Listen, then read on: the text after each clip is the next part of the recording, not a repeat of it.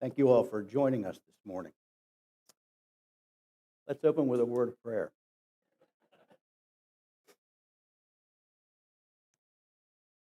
Father, we commit this time to you. May our hearts be open and receptive to what you'd have us hear. Your word is a lamp unto our feet and a light unto our path. May we delight in you this morning and give you the worship and honor you deserve. For it's in Christ's name that we ask all this. Amen.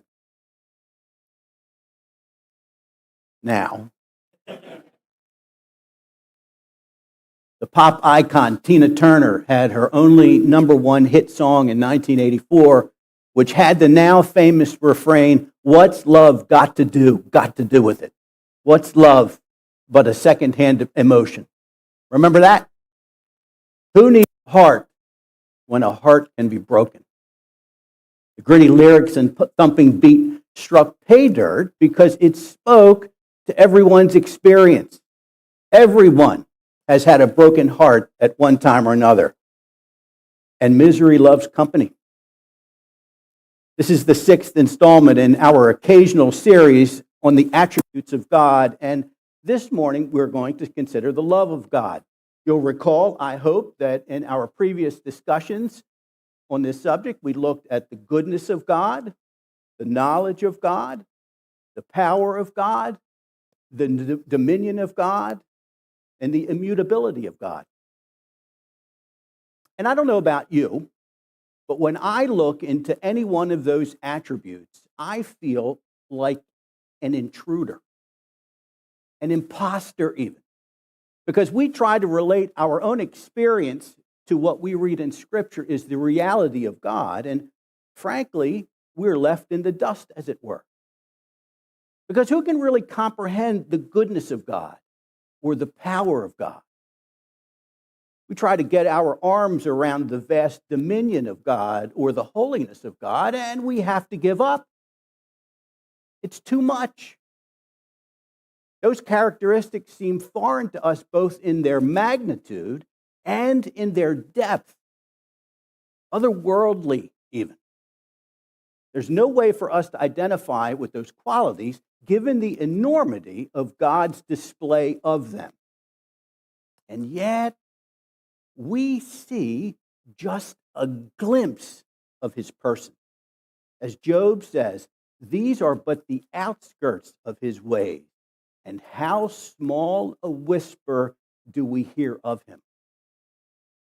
Other versions translate that as the edges of his ways. These are but the edges of his ways. Our minds can only take in a tiny bit of his character. But now that we have before us the love of God this morning, well then, this is a subject about which we know some things, about which most of us can claim to be participants. I love my wife, and am loved by my wife most days. The same with my kids, the same while they were alive with my parents. In fact, I still love my parents, even though they've passed on to glory. We all know what love is. Perhaps we fell in love as young adults and committed the rest of our life to someone. Perhaps we have the deep and enduring love of a close friend. And so we can approach this attribute with some degree of familiarity. Since we are participants in loving relationships, we can understand God's love. And that is precisely where we're wrong. Because the biggest and deepest mystery in Scripture does not concern God's holiness or his righteousness or his power or dominion. It's not about his eternity or immutability or faithfulness, as incomprehensible as they are. The most profound mystery in Scripture, the biggest perplexity in or out of creation, is God's love. The love of God, his free choice, is immutable, which means unchanging, if you remember. And it is vast and uncompromising.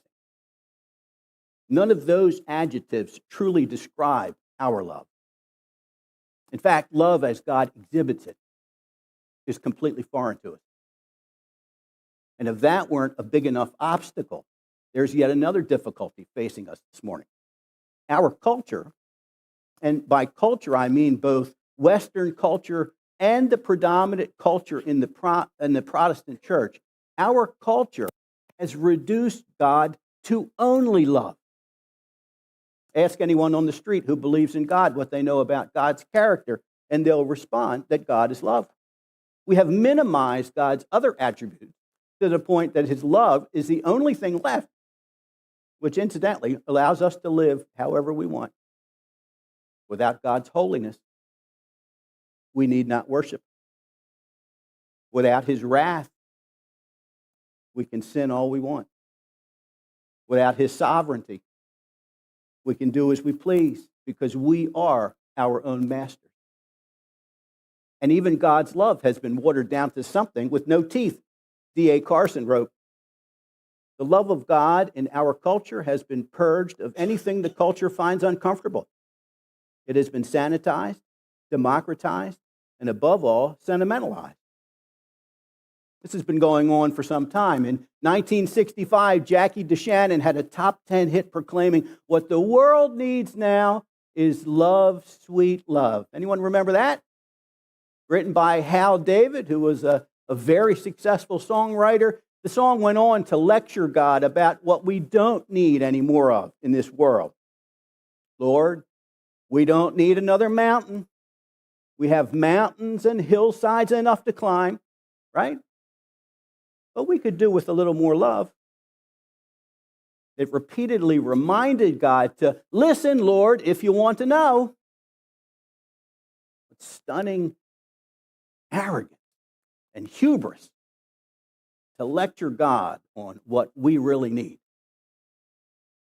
But that is our natural tendency, you see. Love has been elevated to a preeminent position in our spiritual and temporal life to the general exclusion of everything else, which actually diminishes in our minds the true nature of God's love. Thus, our scriptural study of the love of God has to overcome the cultural biases against everything else. So I will offer for your consideration that if there is one place where we are on unfamiliar ground in exploring the character of God, it is in the realm of God's love toward us. Words will fail us when we try to explain it. Now, the Bible speaks a great deal about the love of God, but there are two specific books I'd like us to look at this morning in connection with that.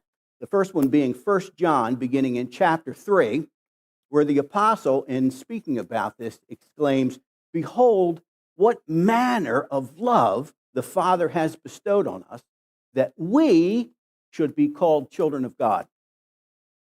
It's an observation of wonder. His enthusiasm doesn't jump off the page because emotions don't easily communicate through text, which is why someone invented emojis, right? But John can barely contain himself while trying to describe it. He writes that here is something unrecognizable.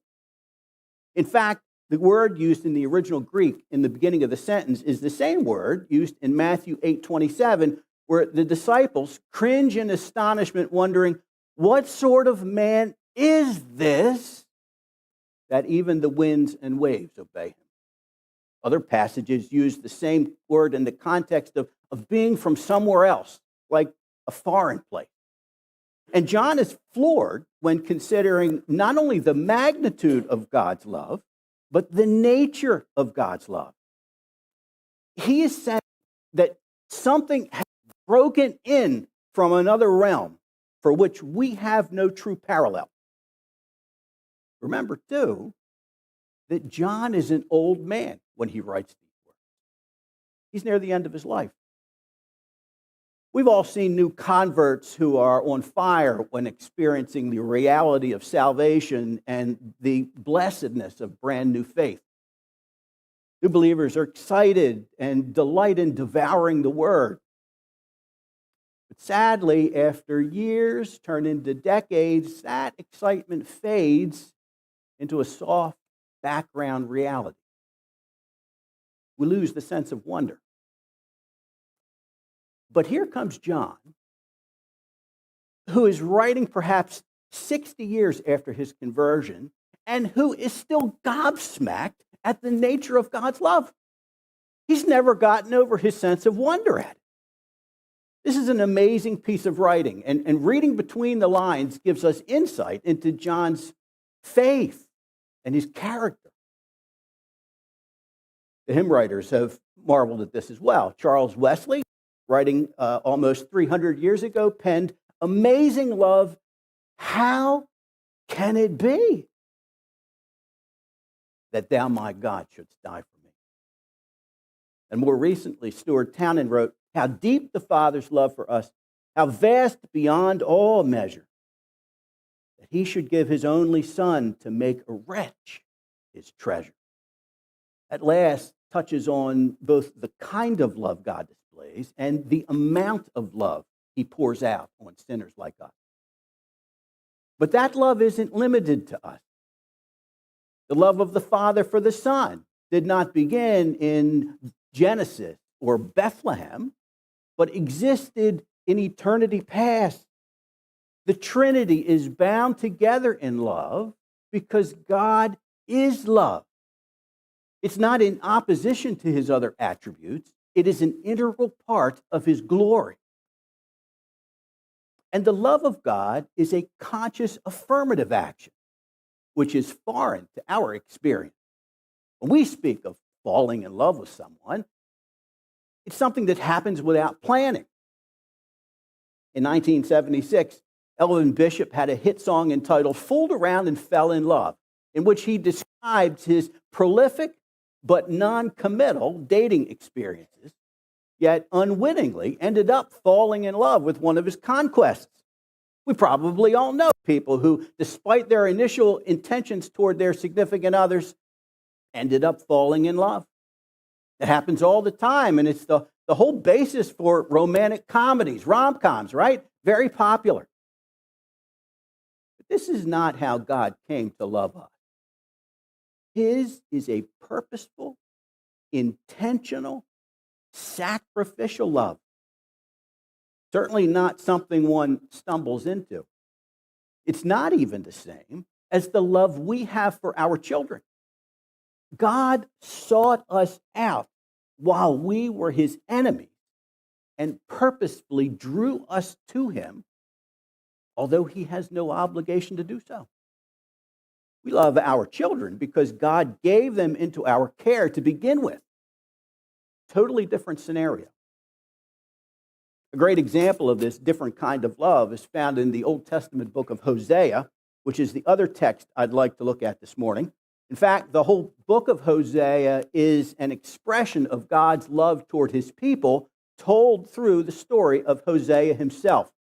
Hosea was, I was going to say invited, but the word invited does not do justice to what the Lord had said.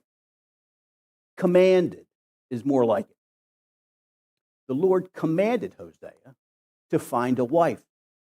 And not just any wife, but as we read in Hosea chapter 1, verse 2, "Go, take to yourself a wife of whoredom, and have children of whoredom, for the land commits great whoredom by forsaking the Lord." Okay, so this won't be a walk in the park. And I don't know about you, but those criteria would not be on my short list in seeking a wife. Not my first inclination in seeking a mate. A friend of mine recently related his list of deal breakers in a potential mate. No ink, drink, smoke, drugs, or cats. Clearly, there's a story behind that last item. Perhaps there's a story behind each of the items. We all either consciously or subconsciously have such a list.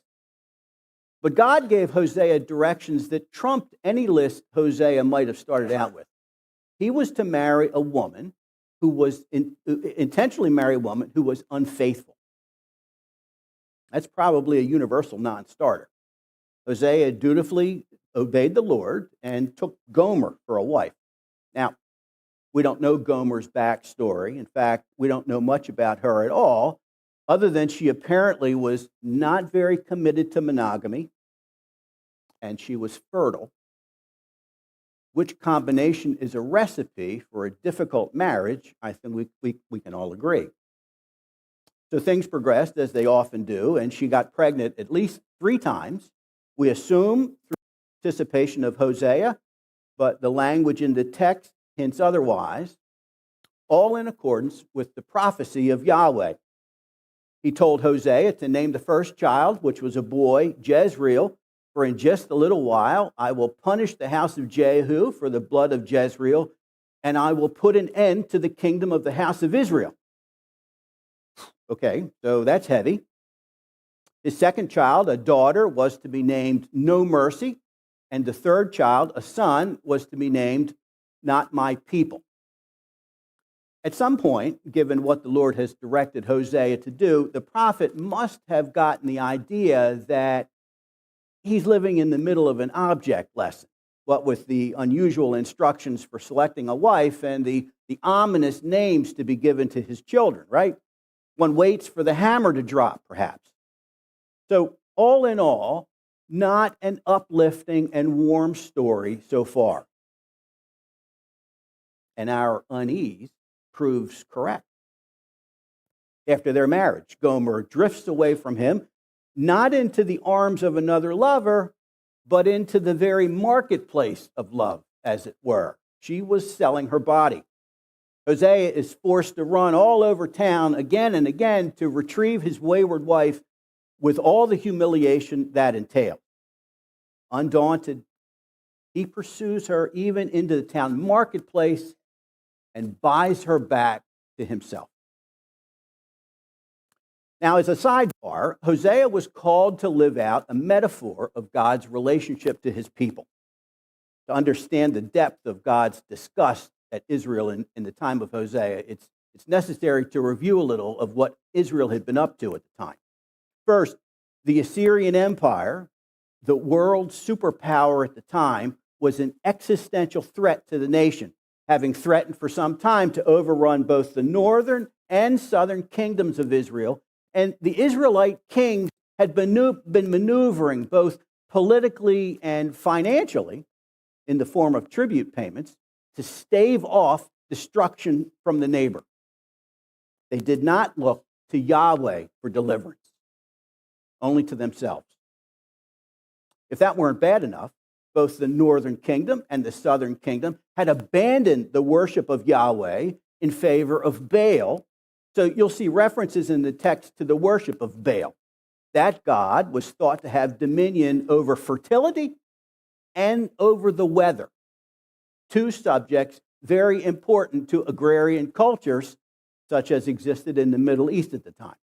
Moreover, the worship of Baal involved sexual rituals with temple prostitutes, and those rituals were believed to encourage Baal to imitate the acts by bestowing fertility on the crops and on the people. So, all in all, a rather decadent and tawdry state of affairs. And this had gone on for decades. But remember, Israel was God's covenant people. He had reminded them over and over that they were his chosen race. The Lord, your God, has chosen you to be a people for his treasured possession out of all the peoples who are on the face of the earth. It was not because you were more in number than any other people that the Lord set his love on you and chose you, for you were the fewest of all people. But it is because the Lord loves you and is keeping the oath that he swore to your fathers, that the Lord has brought you out with a mighty hand and redeemed you from the house of slavery, from the hand of Pharaoh, king of Egypt. That relationship was not a result of any merit on Israel's part. It was solely a result of the incomprehensible love of God. And so the continual cheating on Yahweh by his people through idolatry again and again was the height of insult. They looked to inanimate objects for deliverance instead of looking to the living God. For example, in chapter 4, we read, "My people inquire of a piece of wood, and their walking staff gives them oracles." The word oracles here meaning wise or insightful answers. That reminds us of what Isaiah wrote, does it not? Where he mocks the idolater for using half of a piece of wood to fashion a god to worship, and the other half he burns to warm himself and bake bread. For a spirit of whoredom has led them astray. They have left their God to play the whore. Idolatry shows the absurdity of man's reasoning. But beyond that, far worse than that, is spitting in Yahweh's face by their doing so. God points out here that their spirit, their desire to stray from him came first. The idolatry came as a result of that desire. So this is the backdrop of Hosea's story. If ever a relationship was beset with fidelity issues, it was this one. And that infidelity ultimately continued for centuries. Yahweh decided to demonstrate that relationship in a tangible way to Hosea, to demonstrate unrequited love, a love that is one-sided, and yet a love that persists despite rejection by the object of that love. So what can we learn about his love? What do we see? Well, first of all, we see that it is undeserved love. We do not merit it. Paul wrote in Romans 5, "But God shows his love for us that while we were still sinners, Christ died for us." This is something far different and deeper than human love. God's love is uninfluenced. The self-sufficient God did not need us or see anything in us that caused him to love us. We humans love because in the object of our love, we see something that moves us to affection, that awakens in us feelings of attraction, of caring about their welfare. And that something might be different for me than for you. We've all seen couples where we think, how in the world are they together? They seem so opposite from one another. And yet they themselves see something in each other that defies our understanding. But that is human love, not what we're speaking of here. God loved us when we were his enemies. We can't even claim neutrality on our part. It's not a matter of being in the middle and able to lean either way.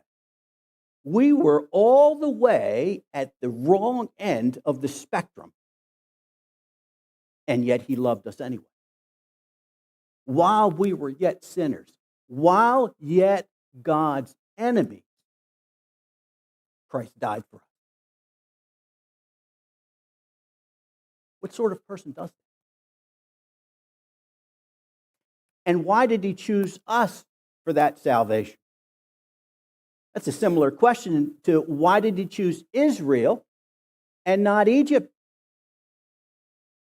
or Greece or Rome? Those other civilizations had characteristics that far surpassed anything about which Israel could boast. In fact, as we think about it, there is no earthly comparison between Israel and any of its contemporary civilizations. Scripture doesn't reveal the precise answer to that question, except to say that he loved that people. Another example of the great mystery of all of this. And Israel demonstrated again and again that it was not worthy of God's love. Just think of our plight if we needed to be worthy of God's love before he gave it. Look at Hosea chapter 11, verse 8. God speaking here. My heart recoils within me. My compassion grows warm and tender. I will not execute my burning anger. I will not again destroy Ephraim. For I am God and not a man, the Holy One in your midst, and I will not come in wrath. Despite the nation slamming the door in God's face, he refused to destroy them. They turned their back on him, and still he loved them. You know, that's not just ancient Israel's story. It's my story. It's your story. All we like sheep have gone astray. We have turned every one to his own way. And the Lord has laid on him, Isaiah here speaking of Christ, and the Lord has laid on him the iniquity of us all. God's love of us certainly had nothing to do with our attracting his attention by our worthiness. We also see that God's love is unchanging. This, of course, aligns with his character generally being immutable or unchanging and is expressed in Scripture in his covenant love for his people. A covenant is an agreement between people wherein each promised to do certain things for the other. That's why the story of Hosea and as a husband to a wayward wife rings familiar. Hosea's relationship to his wife was a covenant relationship. They each had obligations to the other, and it is a perfect analogy for Yahweh's relationship with his people. The Hebrew word hesed, meaning covenant love or steadfast love, is used 250 times in the Old Testament, illustrating the importance of the relationship between God and his people. That love is fixed in place, like money in the bank. It's not provisional. It's not depending on our doing something to earn it, but already in place and credited to our account. But there is more to this covenant love. It is sometimes manifested as what we today would call tough love, or having a loved one suffer through 40 miles of bad road, as we used to say, all in an effort to reform the behavior of a wayward lover. He chastens and hastens his will to make known, as the hymn writer said. And so we see God, through Hosea, declaring the calamities to befall the nation. Hosea is full of wrecking ball language, destroying the present to change the course of the future. Listen to all this. You have plowed iniquity. You have reaped injustice. You have eaten the fruit of lies. Because you have trusted in your own way and in the multitude of your warriors, therefore the tumult of war shall arise among your people, and all your fortresses shall be destroyed, as Shalman destroyed Beth Arbel on the day of battle. Mothers were dashed in pieces with their children. Thus it shall be done to you, O Bethel, because of your great evil. At dawn, the king of Israel shall be utterly cut off. That's tough language. But behind it lies covenant love. Remember, the opposite of love isn't hate, it's indifference. Here we have neither hate nor indifference. We have the love of a parent toward a wayward child. We have the love of a husband doing what he has to do to pursue his wife. But that chastening is followed by reconciliation, which in turn is followed by the kindness, generosity, and compassion that we all crave. Unchanging love exhibited by an unfailing person. But that is what we have in God, you see. His love no end or measure knows. No change can turn its course. Immutably the same, it flows from one eternal source. And this was true in Hosea's time as well. The reconciliation was not passive, but initiated by Yahweh. Here's God again through Hosea. Therefore, behold, I will allure her and bring her into the wilderness and speak tenderly to her. Who said the Old Testament was all about God's wrath while the New Testament was about God's tenderness? That's just not so. The Old Testament prophets speak of the steadfast love of the Lord enduring forever. This in the face of blatant rejection by Israel. Yahweh's covenant love for his people is fixed and immovable. And this is so foreign to our experience of love. No matter how much we sin and reject God, no matter how far believers drift, He remains faithful to the covenant. Our feelings of love toward our family and close friends wax and wane with the seasons of life and with our interactions with them. We claim for that not to be, but we just can't help it. But our deep error would be to project that human weakness onto Yahweh. He has no such failing, even in the face of our sin. We seal legal covenants and commitments by various means, but God seals this most important covenant with the blood of His Son. The steadfast love of the Lord has been sealed with Christ's blood, Yahweh's most precious possession. Can we have a greater demonstration of His commitment? Here's more from Hosea. And I will betroth you to me forever. I will betroth you to me in righteousness and in justice, in steadfast love and in mercy. I will betroth you to me in faithfulness, and you shall know the Lord. That covenant love is the reliable foundation underpinning our relationship to Yahweh. Undeserved, unchanging, sometimes tough, but always in place. We also see that God's love is inexhaustible, unlimited. It has no bottom or sides. No matter the depth of Israel's rebellion, no matter the breadth of their rejection of Him, God still does not turn His back on them. Paul writes in Ephesians, but God, being rich in mercy because of the great love with which He loved us, even when we were dead in our trespasses, made us alive together with Him. His mercy is a result, an outflow of His great love. In the next chapter of Ephesians, Paul writes that you, being rooted and grounded in love, may have strength to comprehend with all the saints what is the breadth and length and height and depth, and to know the love of Christ that surpasses knowledge, that you may be filled with all the fullness of God. Now, Paul speaks with some hyperbole here, that you can grasp what is the breadth and length and height and depth of Christ's love is impossible, except to realize that it cannot be completely understood.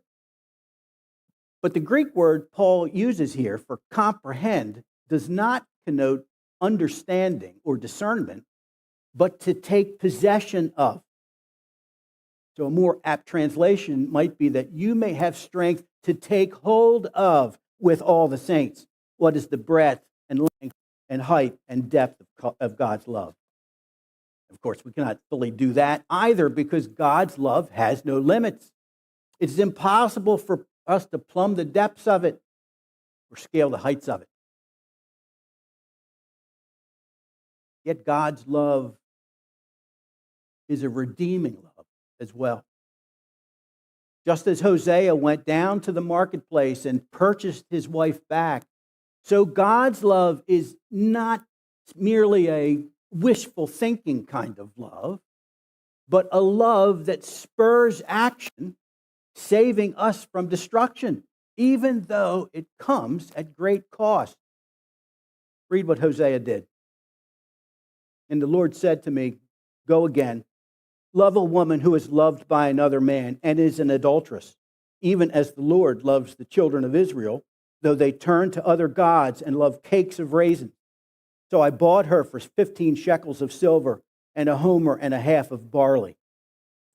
Israel is described as loving other gods and the temporal life.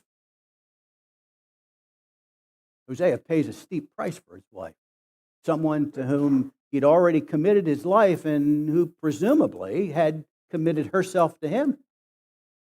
But despite her betrayal and his justification in moving on from her, he pursues her with all the humiliation that entails and literally pays to get her back. God did the same with Israel, and he does the same with us. We have been redeemed not with corruptible things like silver or gold, but with the precious blood of Christ. But finally, we see that God's love is a jealous love. Now, there are two kinds of jealousy. The first of which is craving what someone else has that we don't have, covetousness, in other words. We hate people for what they have because we want what they have. The green-eyed monster, it's been called. That sort of jealousy is sin, pure and simple. It causes untold pain in our relationships and destroys families and friendships.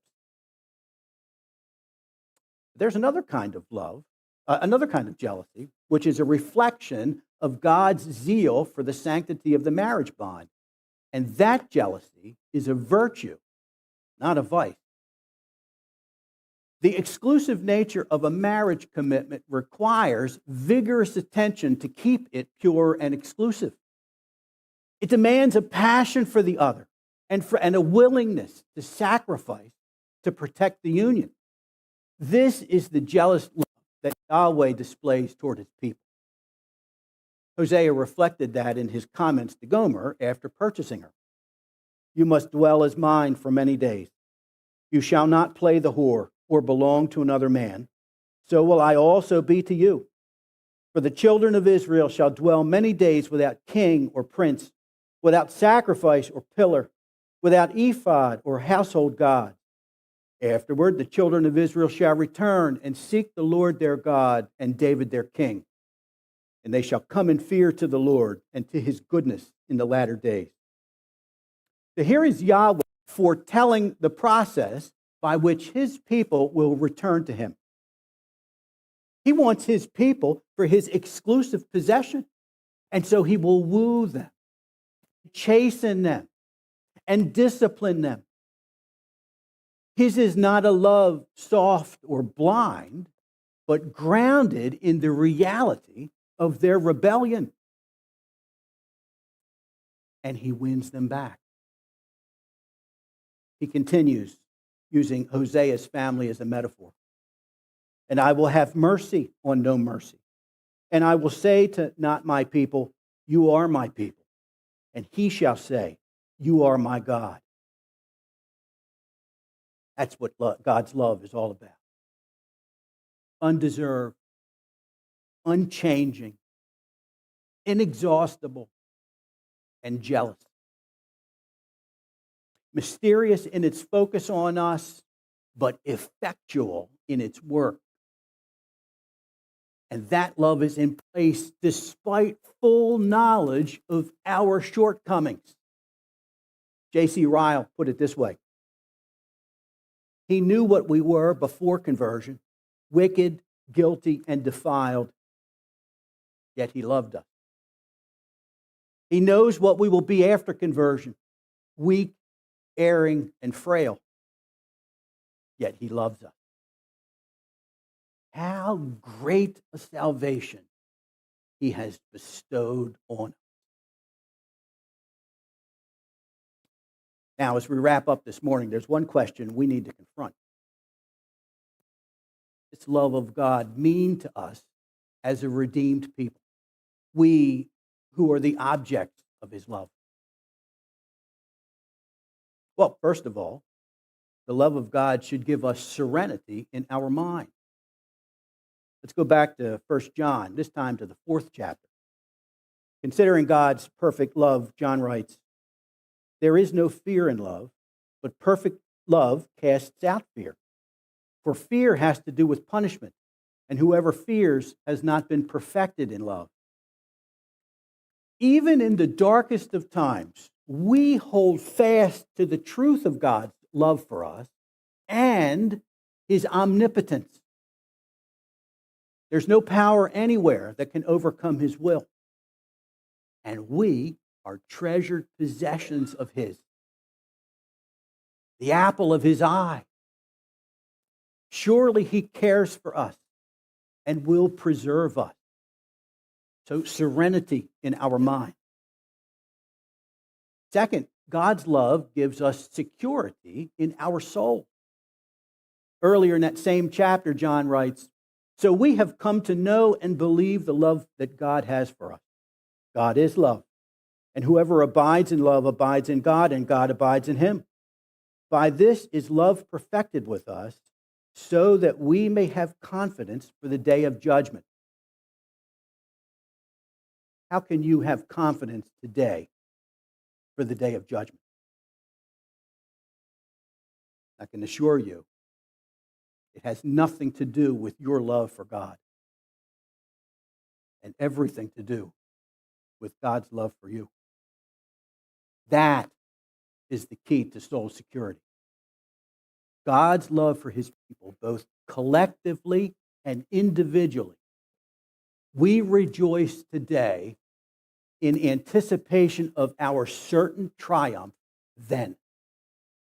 Security for soul. And lastly, God's love should give us similarity in our character. In that same chapter, John writes, "Beloved, if God so loved us, we also ought to love one another. No one has ever seen God. If we love one another, God abides in us, and his love is perfected in us." We all should be shining forth the love of God, and that both individually and collectively. Christ said his disciples will be known by the love they display. This should be what strangers first notice about us, that we shine forth the love of God because of what he has already done for us, because of what he has already accomplished for us. Look at that last phrase. If we love one another, God abides in us, and his love is perfected in us. Perfected there, meaning completed. The circle closes in on itself, in other words. Thus, our response to God's love should bring serenity to our minds, security to our souls, and similarity to our character. We rest in God's eternal love. Can there be a more dependable comfort? Not at all. The love of God baffles our minds. It seems illogical to us, foreign to our sensibilities, and yet in God's economy draws us nearer to him and makes possible salvation itself through the work of his Son. And so we ask ourselves again, what's love got to do with it? Everything. Love has everything to do with it.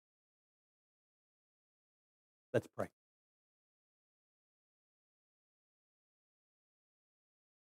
Father, the love you have for us is immeasurable and it's undeserved. How can we account for what you've done? How can we explain the gift of your Son, especially given our depravity? You've not demanded perfection of us. You've not demanded even neutrality of us, but you saved us where we were how we were.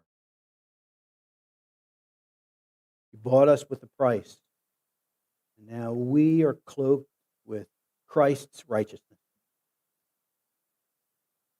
Take us from this place this morning and make us shine forth the love that you bestowed on us through your Son.